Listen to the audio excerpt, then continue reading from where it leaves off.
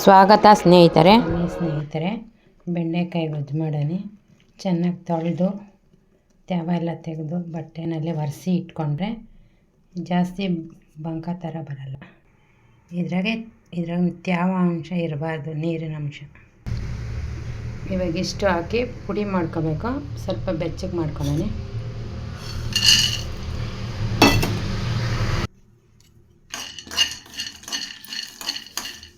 ಕರಿಬೇವಿನ ಸೊಪ್ಪು, 2 ಒಣಮೆಣ್ಸಿನ್ಕಾಯಿ, 4 ಬೆಳ್ಳುಳ್ಳಿ, 1 ಹಿಡಿ ಕಡಲೆಬೀಜ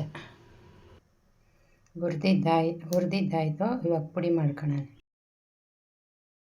ಕಡಲೆಬೀಜ ಇನ್ನೂ ಬಿಸಿಯಾಗೈತೆ, ಅಷ್ಟೊತ್ತಿಗೆ ಬೆಂಡೆಕಾಯಿ ಫ್ರೈ ಮಾಡ್ಕೊಳ್ಳೋಣ.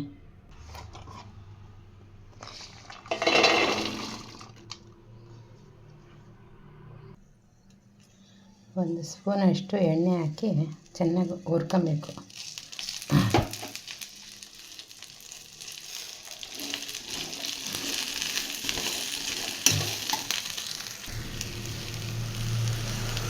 ಸ್ವಲ್ಪ ಉಪ್ಪಿನ ಪುಡಿ ಹಾಕಿ ಚೆನ್ನಾಗಿ ಹಿಡ್ಕೊಂತೈತೆ. ಆಮೇಲೆ ಒಗ್ಗರಣೆ ಸ್ವಲ್ಪ ಹಾಕೋಣ. ಈ ಥರನೂ ಒಂದ್ಸಲ ಮಾಡಿ. ನಮ್ಮನೆ ಬೆಂಡೆಕಾಯಿ ಗೊಜ್ಜು ಚೆನ್ನಾಗಿರ್ತೈತೆ ಮುದ್ದೆಗೆ, ಚಪಾತಿಗೆ. ಇವಾಗ ಚೆನ್ನಾಗಿ ಬೆಂದಿದೆ. ಎಣ್ಣೆನಲ್ಲೇ 3/4% ಬೇಯಿಸ್ಕೊಂಬಿಡ್ಬೇಕು. ಇದಾಗಿದೆ. ಇವಾಗ ಒಗ್ಗರಣೆ ಹಾಕೋಣ. ಕಡಲೆಬೀಜನೂ ಪುಡಿಯಾಗಿದೆ, ಬೇಕಾಗಿ ಹುರ್ಕೊಂಡಿದ್ದೀವಿ. ಒಗ್ಗರಣೆಗೆ ಎಣ್ಣೆ ಹಾಕಿಟ್ಟಿದ್ದೀನಿ.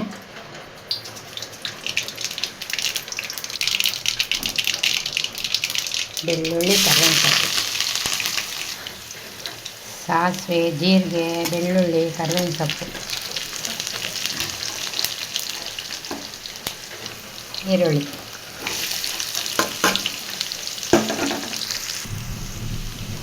ಟೊಮೊಟೊ, 1-2 ಟೊಮೊಟೊ, 1-2 ಈರುಳ್ಳಿ ಚೆನ್ನಾಗಿ ಫ್ರೈ ಮಾಡ್ಕೊಬೇಕು. ಚೆನ್ನಾಗಿ ಬೆಂದ ಮೇಲೆ ಮಳೆ ಬೇರೆ ಬರ್ತಾ ಐತೆ. ಮುದ್ದೆಗೆ, ಬೆಂಡೆಕಾಯಿ ಗೊಜ್ಜಿಗೆ ಸೂಪರಾಗಿರ್ತೈತೆ.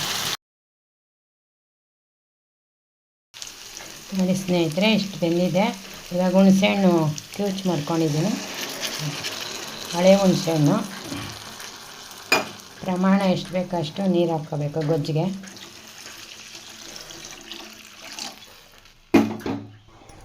ನೀರು ಹಾಕಿದ್ದಾದಮೇಲೆ ಅದು ಕುದಿ ಬಂದಮೇಲೆ ಒಗ್ಗರಣೆ ಎಲ್ಲ ಬೆಂಡೆಕಾಯಿ, ಹುರಿದಿರೋ ಬೆಂಡೆಕಾಯಿ ಎಲ್ಲ ಅದಕ್ಕೆ ಹಾಕಿ ಚೆನ್ನಾಗಿ ಸೌಟು ಎತ್ಕೊಂಡು ಕೈ ಆಡಿಸ್ಬೇಕು.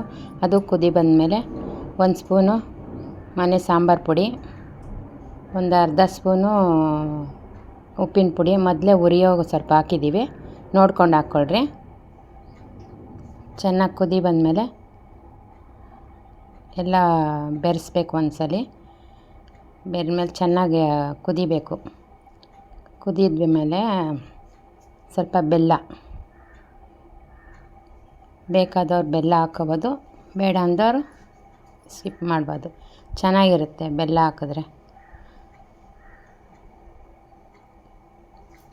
ಕಡಲೆಬೀಜದ ಪುಡಿ ಮಾಡಿದ್ವಲ್ಲ ಅವಾಗೆ ಹುರ್ಕೊಂಡು, ಅದಕ್ಕೂ ಒಣಮೆಣ್ಸಿನ್ಕಾಯಿ ಎಲ್ಲ ಹಾಕಿದ್ದೀವಲ್ಲ ಹುರಿದಿರೋದಕ್ಕೆ, ಅದಕ್ಕೆ 1 ಸ್ಪೂನು ಮನೆ ಖಾರ ಪುಡಿ ಹಾಕಿದ್ದು. ಚೆನ್ನಾಗಿರುತ್ತೆ ಮುದ್ದೆಗೆ, ಚಪಾತಿಗೆಲ್ಲ. ಕೊತ್ತಂಬರಿ ಸೊಪ್ಪು ಲಾಸ್ಟಿಗೆ ಹಾಕಿ. ವಿಡಿಯೋ ನೋಡ್ತಾ ಇರೋರೆಲ್ಲ ಸಬ್ಸ್ಕ್ರೈಬ್ ಮಾಡ್ಕೊಳ್ರಿ, ಲೈಕ್ ಮಾಡಿ. ಧನ್ಯವಾದಗಳು.